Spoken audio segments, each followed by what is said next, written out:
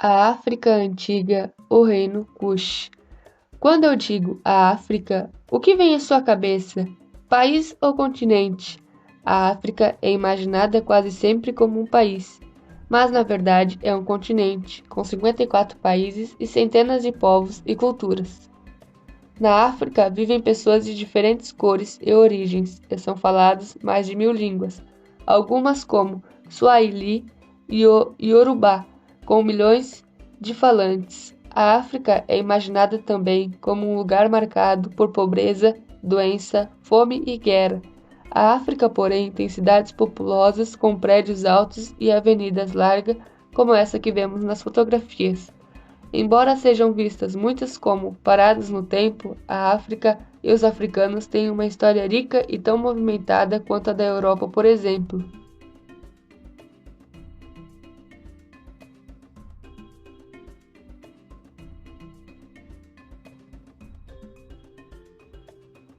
A Núbia, nas terras banhadas pelo Nilo e situadas ao sul do Egito, viveram os povos negros da Núbia que tinham culturas e línguas próprias. Nessa região, o rio Nilo funcionou como um enorme corredor através do qual os povos se comunicavam e comerciavam. Os núbios vendiam para o Egito ouro, marfim, ébano, penas de avestruz e peles de leopardo, e do Egito compravam vasos, pérolas, joias, entre outras coisas.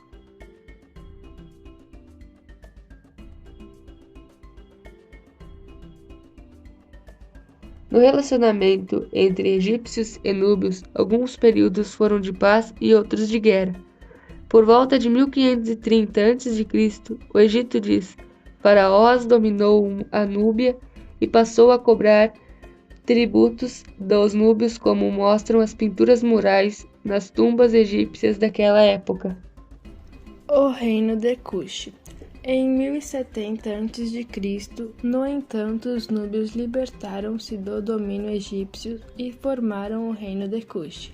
Por volta de 730 a.C., um príncipe cuxita de nome Pei assumiu o poder e passou a reinar tanto sobre Cush quanto sobre o Egito.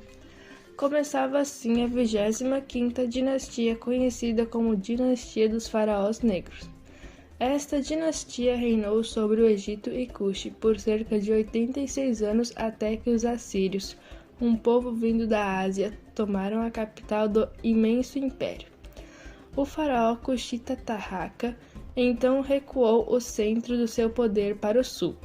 Inicialmente, os cuxitas estabeleceram sua capital na cidade de Napatá. E posteriormente o rei Aspelta deslocou a capital para a cidade de Meroe, um importante porto fluvial. Mulher e poder no reino de Cush. Uma característica das sociedades africanas da antiguidade é o importante papel desempenhado pela mulher. No reino de Cush, a mulher chegava inclusive à chefia do governo com o título de Candace, rainha-mãe.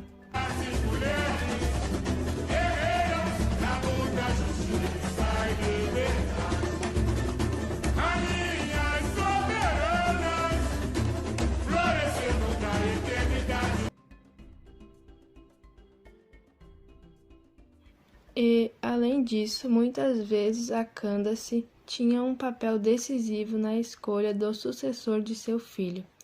No tempo em que a capital de Cush era Meroe, o império foi governado por várias Candaces, entre elas Amaniremas, Nauidemarque e Amanixaqueto.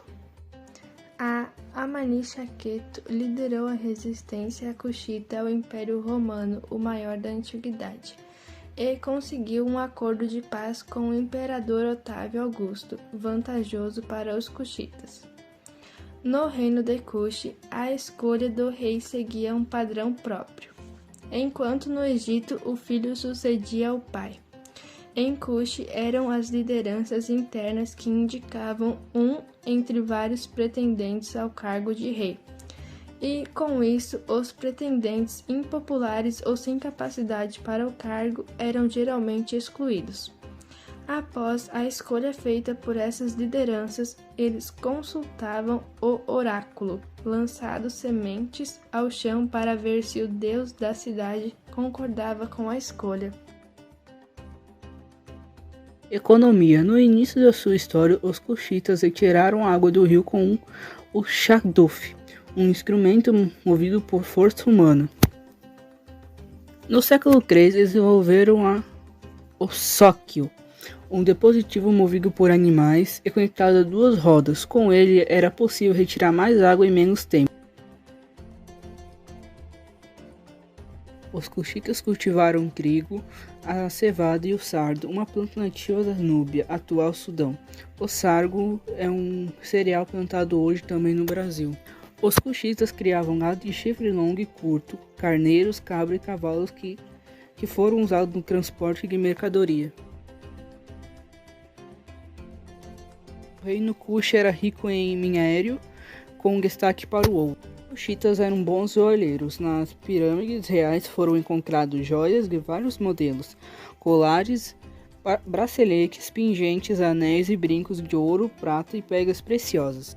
O marfim também era usado pelos artesãos meroítas, uma combinação com metais nobres como o ouro e a prata.